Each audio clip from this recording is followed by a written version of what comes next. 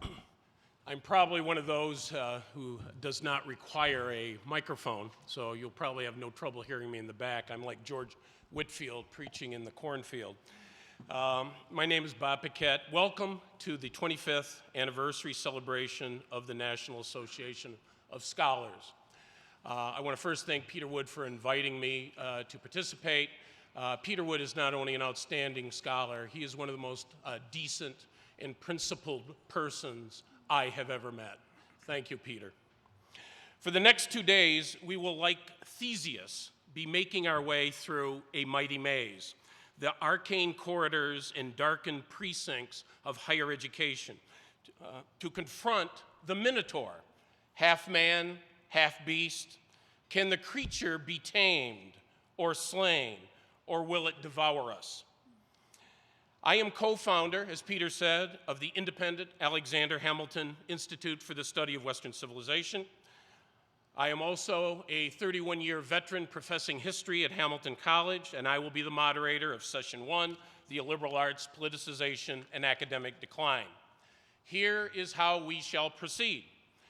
The session will last 90 minutes. It has 4 main speakers. Each will speak for 10 to 15 minutes.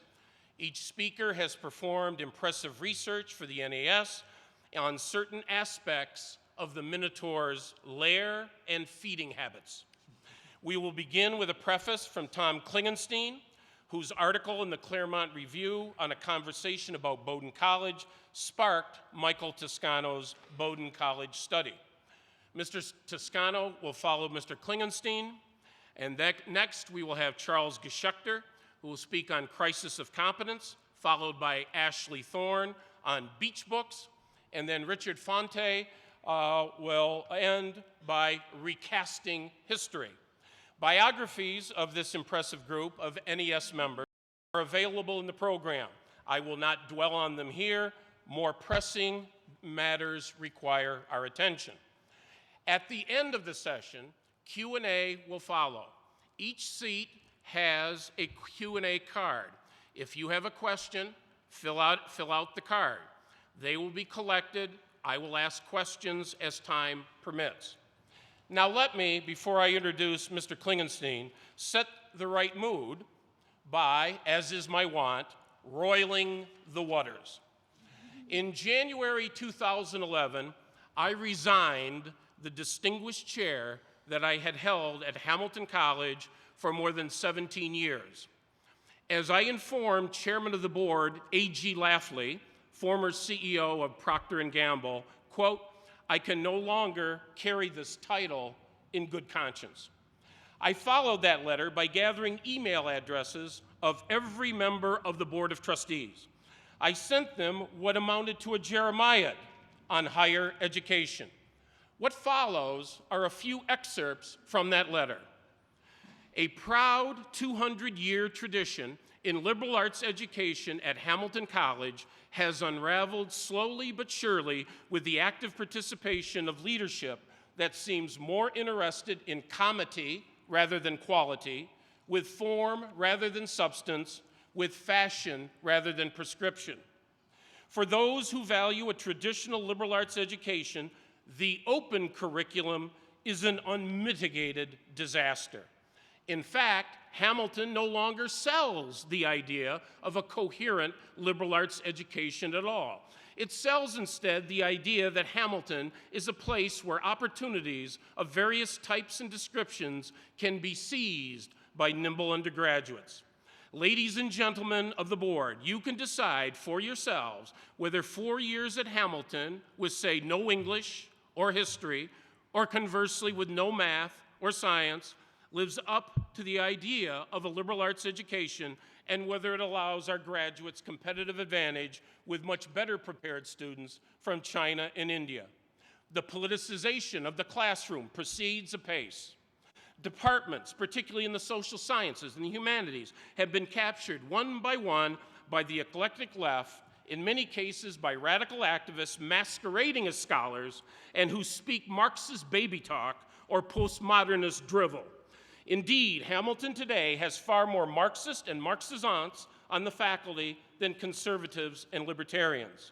At Hamilton, foundational courses in the Western canon for freshmen and sophomores have almost disappeared from the catalog.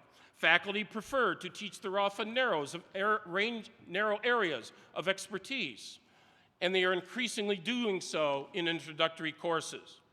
Far more disturbing, students who possess what may be called a conservative sensibility are being dismissed and even humiliated in the classroom on a regular basis. Simply put, Hamilton College in its current incarnation is not a place that I would recommend to any conservative high school student or to his or her parents.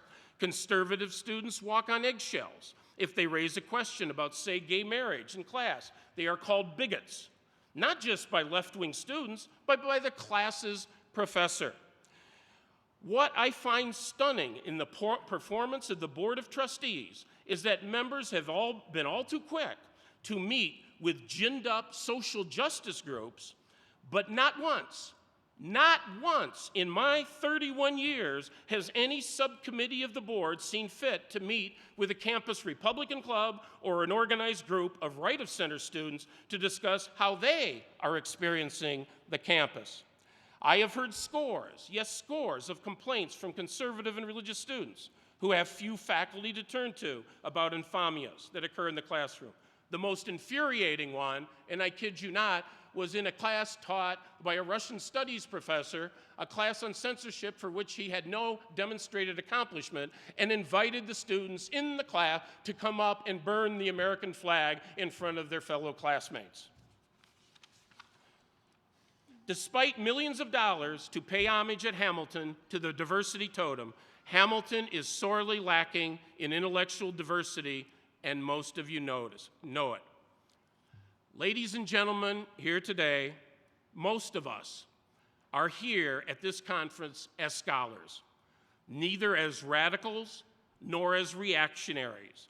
But in light of the intolerable on the campus, we must ask the Lenin-like question, what is to be done? And with that, can I bring forth Mr. Tom Klingenstein.